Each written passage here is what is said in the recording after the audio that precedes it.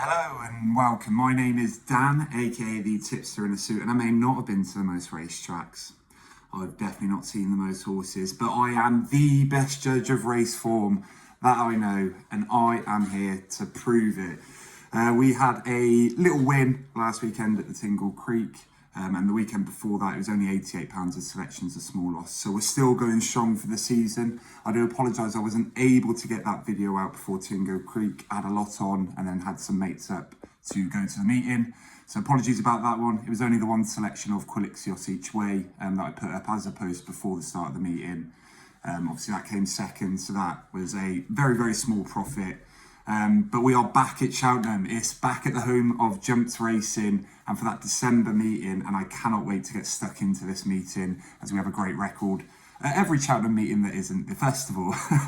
Before we go over the races and selections, just a massive thank you to everyone who does leave a like on these videos, everyone who's leaving a comment. I appreciate, interacting with you, and most importantly, leaving me a subscribe. It means the absolute world, and I do appreciate it.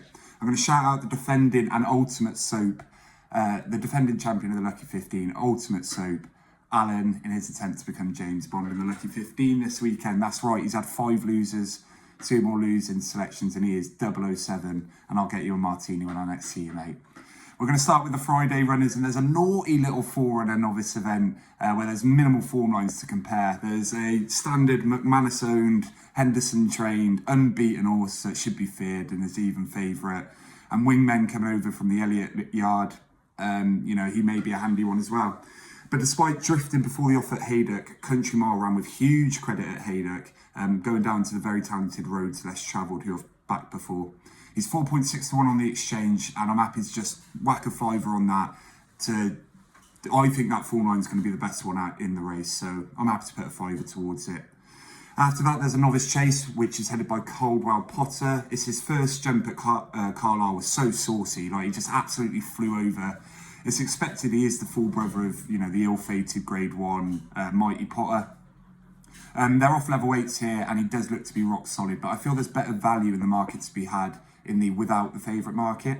So Springwell Bay is the next best on ratings, and he was really impressive on debut at Chepstow, beating a strong field. He didn't see the trip out last time at 3 miles, so he's back down to that middle distance, and I fully expect him to give the Fav a good contest, and he should be a clear second. The second favourite is Django Bay. He's yet to see a fence in public. He was lower rated over hurdles as well, so I do expect that experience and slightly better rating to show. And 11 to 4 without the favourite looks a rock solid bet on Springwell Bay. So I've gone £15 without Coldwell Potter on Springwell Bay at 11 to 4. The next race is a very hot handicap, and it's headed by Val Grand. I actually rate Val Grand back at the 2 mile trip very, very highly. His hurdling is so quick and good. He really attacks the fences. And if you rewatch that race he had with Potter's Charm, he outjumped him at every hurdle. I'm not sure he saw out the trip, and obviously on the flat, Potter's Charm was really impressive.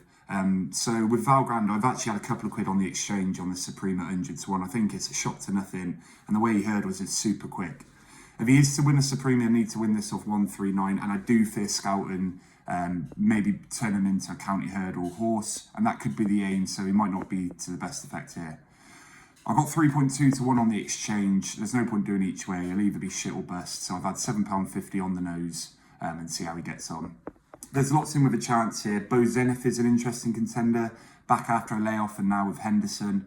Will Mount has a great track record and he should warrant respect, while Caravan Club and Reckless Eric were first and second over the course and distance in November. They're well worth a look as well. The channel favourite fact, as I always say, any harm in asking, the last horse to beat Constitution Hill, he's lining up as well. However, at the bottom of the book is Lively Citizen off a basement mark of 117, and he has a claimer taking off a further £7. His course form is 1-2-1. He pulled up, came 12th and then 4th. So he often runs way ahead of his odds at the track. He's ran 3 of his best RPRs this season, including a record best or career best. So he retains some of his ability at 9. And I feel at 66 to 1, that's the wrong price. So I've had a little dabble, a little sprinkle of £2.50 each way on Lively Citizen at 66 to 1. The 150 sees Shanty Classica return to the track where he absolutely destroyed the Ultimate Field. He's up to an all-time high of 157, and it will be a fantastic weight-carrying display were he to win here. But at 7 to 4, I'm happy to let him go and win it. Java Point meets the newest one, however, on £6 better terms, despite beating him out last time. And he was keeping on at the end, so the extra furlong this time out, I see that being a bonus for Java Point. King Turgeon warrants respect, but he's massively gone up in the weights this season, and he now needs to overcome a £8 rise for that win at Aintree over the national fences. So I've swerved him in favour of Java Point. It's Sky Bet's money back race for that day, so I've taken that angle and done a tenner at 13-2 in what is essentially a free insurance bet. What follows that is a 2-mile-4 veterans handicap, and Shake 'em Up Harry is the favourite, having won his last 2 visits to the track, including at this distance. Sham Blue should be well handicapped off 141, but he hasn't been the same since. He was annihilating the field, including Cyaname in the Charlie Hall, and then he fouled really heavily 2 out. He hasn't been the same since NEH Cheltenham, so he's a swerve. Paint the Dream has been as high as 160, and unlike most of these others, this is going to be his best trip because most of the others are staying types. Off for nearly 2 years, I will need him to bounce back, but the handicap has definitely given him a chance. Formerly 160, now 150, and the eye-catching booking of Sean Bowen has me thinking this could be maybe the target for the season. He's priced at 25-1, that's the wrong price for a horse. It underestimates his superiority, to be honest, and it's at a trip that he loves, so I've had £5 each way at 25-1 on Paint the Dream. The cross country's following that. We've got loads of races to get through here.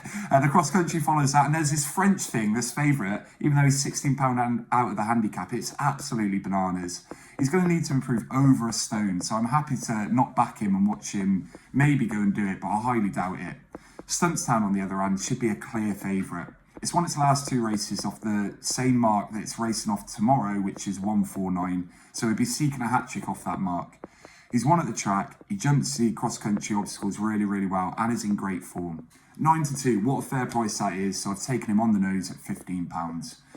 Loads will warrant respect behind him as well. The Gingerstown Brigade's going to be out, but likely non-tries until March. Bustletown, he still holds interest to me and has been priced at 28-1. Last time out, it was a first experience over the obstacles, and I think he will improve for it, and he is only 7. Because of that, I've covered him £2.50 each way at 28-1, just in case he does improve for that run, because I think he's a great stay-in handicap horse. I think he's got potential to win one of these. In the last is Doyen Quest, as he looks to follow it from his absolute romp job in November. He looks to still have improvement in hand as well, which is a scary thing. But he does face a £10 swing in the weights with Gal Road, and that was for a 5-length win. We know Gal Road acts at the track, having been second on his last 2 visits. Behind him, and then the Wall Park, who's a brilliant horse, is ultra consistent and will make you a small profit on an each way bet at 6-1. So that's the angle I'm taking. I'm taking a chance he might go better, but it has to be each way covered. I do really like Zane Knights and Long Draw in this one as well. They're both improving 5-year-olds. Long Draw just keeps finding one too good, but I've rewatched his races and I have a slight concern over his attitude when they get battling. I'm not convinced he wants to go by. He reminds me a little bit of Kintara. So while he's gone up in the weights, he's probably better than that, but I've left him. And then Zane Knights, back on a better surface, he could be impressive as well. But the play is the rock-solid Gal Road, £15 each way at 6-1. So that's Friday wrapped up. Got a few selections in there. Let me know what you think of them in the comments below. Saturday's open up with a juvenile hurdle. I don't really have an opinion on that one. I'll happily watch it, and I just hope that it's a British horse that comes out on top and emerges from the pack so we have some contenders come March. That one's followed by a 3-mile novice chase handicap, and it's Peaky Boy, who absolutely flew home to take a race over 2-mile-4 in November, and he jumped very, very well in the main as well. The way after he got going, he stayed on and absolutely flew home. It suggests his step up in trip should suit Peaky Boy, and he could be well handicapped despite a £7 rise. I am happy to swerve him, but he could be a very, very good horse. Transmission chased home the high-class channel favourite Highland, and is only £3 higher for his November meeting win, and he does pose a big threat. Destroy the Evidence is in there as well, and he holds potential. They talk about him as an ultimate horse for Bailey again, and he's £1 better off with my selection, but I'm not sure he would have won at Chepstow that day had Halti Kalors not absolutely fucked up the last. Halti Kalors, he next time followed that up at Aintree with an awesome jumping display, and I think he's got plenty in hand off 130. He's 5-1 on Racing Post, so got some prices up, so I'll be banging £10 on the nose of him. But this is one of only 2 that I haven't yet bet on due to the market not being available. The prices should be out soon, so I'll be getting it straight on. I want to shout out Hillcrest as well. I saw him in the flesh at Haydock. Beautiful, massive horse. hopefully he can return some of that ability that we saw him go off favourite for the Albert Bartlett, but just get round safe, to be honest. The next sees the return of Coco Madame Mazzelli, and I've been super excited to see this one ever since it came second in a hot handicap at Worcester. Third was We've All Been Caught, who's ran with credit twice at Cheltenham since, while fourth followed up in the regional national, I think it was the Durham one. Coco Madame Mazzelli wasn't put up as only 1-2-2, and this 6-year-old should improve far beyond that mark. I can't believe it's a 5-1 shot at the moment. I'll be having £25 each way on that. Again, the market not available yet, but I will when it's available. I don't see much danger in this weaker field for this improving mare, who's improved for a fence and has been a non-runner due to the ground a few times since.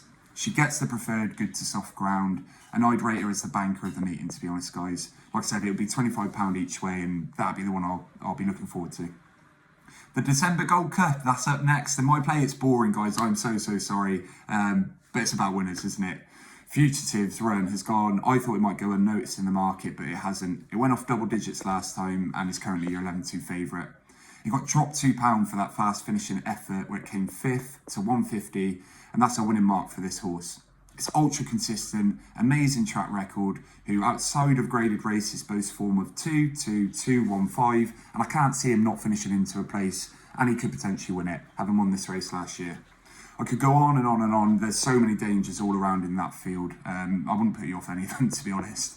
It is the money back on Sky Bet, so I've done a tenner on at 5-1 and another £10 each way at 11-2. That's followed by a 2-mile handicap chase, and it's Liberty Hunter who heads the market. Off just 144, that's only £5 higher than when he came second in the Grand Annual, and he should still have juice off that mark. Master Chewy is a worthy co-favourite, and on his run in at Aintree with Liberty Hunter, he actually finished 10 lengths clear. So the fact that they're £10 apart in the ratings means they should go close. The rest are usual suspects in this kind of thing, like Triple Trade, Etalon. For me, Liberty Hunter course form, including a win over the 157 rated Matata, that has me siding with Liberty Hunter. So I've had £15 on the nose at 9-4. I'm unfortunately going to be, I'm so sorry, 4 out of 4 favourites in this next one as Skyjack Hijack heads the Grade 2 3-mile novice hurdle.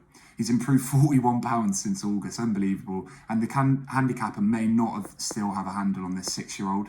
He faces what looks a weak field. Apparently they only put him in because they saw how shit the field was. So he's £11 clear on the best racing post ratings. He's officially the best rated, and you're getting 2-1 on a horse that just keeps winning. Seems more than a fair price to me. I've only done £10 on that selection, as he could be prone to like a legit improver like the Bailey one, if there were one to emerge, but he looks solid to me at 2-1.